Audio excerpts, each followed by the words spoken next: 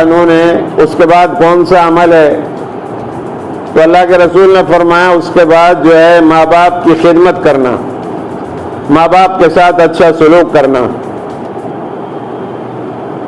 اللہ کے رسول صلی اللہ علیہ وسلم نے ماں کے قدموں کے نیچے لا کر جنت کو ڈال دیا۔ فرمایا اگر تم نے اپنی ماں کو راضی کر لیا تو تمہارے جنت تمہاری ماں کے قدموں کے نیچے ہے۔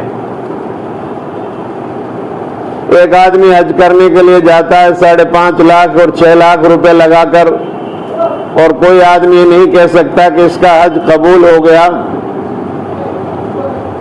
لیکن اللہ کے رسول صلی اللہ علیہ وسلم نے حدیث میں لکھ دیا، فرما دیا کہ جو آدمی اپنی ماں یا باپ کو ایک محبت بھری نظر سے دیکھے گا، اللہ اس کو ایک حج مقبول کے برابر ثواب عطا فرمائے گا۔ ماں کے قدموں کے نیچے جنت ہے، باپ جنت کا دروازہ ہے۔ ماں باپ راضی ہیں، اللہ راضی ہے۔ ماں باپ ناراض ہیں تو اللہ بھی ناراض ہے۔ میرے بھائیوں، آج ہمارے ساتھ ہمارے والدین ہیں، ان کی قدر کر لو، کل نہیں رہیں گے، پھر آپ پچھتاؤ گے، پھر روتے پھرو گے کہ کاش ہم اپنے ماں باپ کی عزت کرتے، خدمت کرتے، پھر موقع نہیں ملے گا۔ نوجوان بچوں، بیوی مر جاتی ہے تو دوسری ہو جاتی ہے، دوسری کر لو، لیکن ماں مر گئی تو دوسری نہیں، باپ مر گیا تو دوسرا باپ پیدا نہیں ہو سکتا۔ ماں باپ کے سامنے اپنی آواز کو اونچی نہ کرو، ماں باپ سے پہلے کرسی پر نہ بیٹھو، پہلے ان کو بٹھاؤ، پھر اس کے بعد آپ بیٹھو۔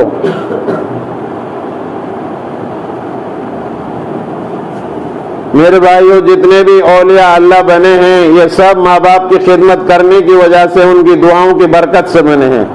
ہم اپنے ماں باپ کی عزت کریں۔ اللہ کے رسول صلی اللہ علیہ وسلم نے فرمایا تھا کاش میری ماں زندہ ہوتی تو میں بتاتا تمہیں کس طرح عزت کرتے ہیں ماں کی۔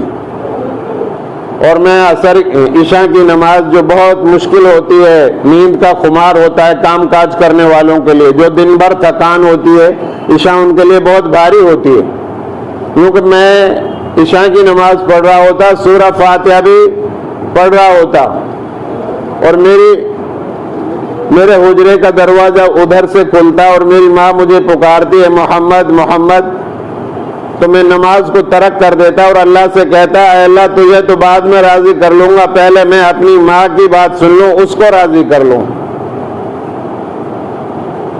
تو بڑوں کی عزت کرنا سیکھو میرے بچوں۔ جو آدمی کسی بوڑھے آدمی کی عزت کرے گا، حدیث میں آتا ہے، اللہ کے رسول کی صحیح حدیث ہے، جو آدمی بڑے عمر کے آدمی کی عزت کرتا ہے، بوڑھے آدمی کو سلام کرتا ہے، تو اس نوجوان کو بھی اللہ لمبی عمر دے گا، بڑھاپا دے گا، اور پھر اس کی بڑھاپے میں ایک نوجوان کو اللہ کھڑا کرے گا جو اس کی تعظیم کرے گا، اس کو سلام کرے گا۔ کرو مہربانی تم اہل زمین پر، خدا مہرباں ہوگا عرش بری پر۔ حسن سلوک کریں سب لوگوں سے، بڑوں کا اکرام، چھوٹوں پر رحم، ماں باپ کی فرما برداری، پڑوسیوں کے ساتھ اچھا سلوک۔ پڑوسیوں کے ساتھ ہمارے تعلقات بہتر نہیں ہیں، یہ غلط بات ہے۔ ایک صاحب نے پوچھا یا رسول اللہ صلی اللہ علیہ وسلم مجھے کیسے پتہ چلے گا کہ میں اچھا آدمی ہوں؟ آپ نے فرمایا اگر تیرے پڑوسی تیرے اچھائی کی گواہی دے رہے ہیں تو سمجھ لو تو اچھا آدمی ہے۔ پڑوسیوں کے بہت حقوق بیان کیے حدیث کے اندر۔ ایک سیٹ کا پڑوسی ہے جو عارضی پڑوسی ہے، آپ سیٹ پر بیٹھے ہیں ٹرین میں یا ہوائی جہاز میں یا ٹیکسی کے اندر، چاہے وہ عارضی ہے لیکن وہ پڑوسی ہے۔ آپ نے کھانا کھا رہے ہیں تو ٹرین میں چلتے چلتے تو پڑوسی کو دعوت دو، چائے پی رہے ہیں تو شریک کر لو۔ سیٹ پہ لوگ، آپ کی سیٹ ملی ہوئی ہے، لوگ کھڑے ہوئے ہیں، ضعیف آدمی، تھوڑا سا آپ کھسک جاؤ، جگہ دے دو، دلوں میں جگہ بنے گی لوگوں کی آپ کے لیے۔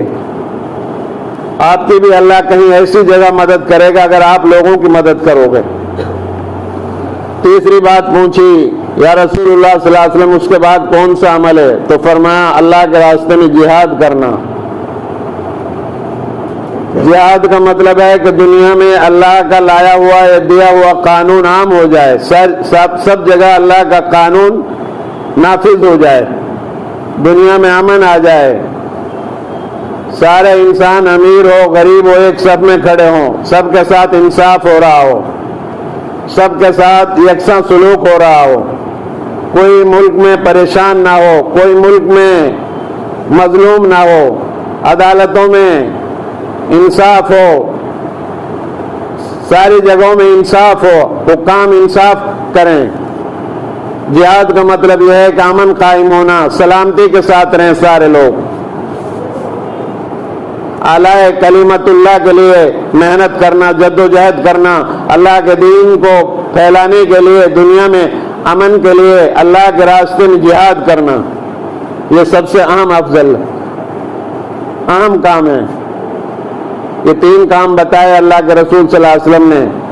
پوچھا آپ سے کہ کون سا عمل سب سے افضل ہے؟ آپ نے فرمایا وقت پر نماز پڑھو۔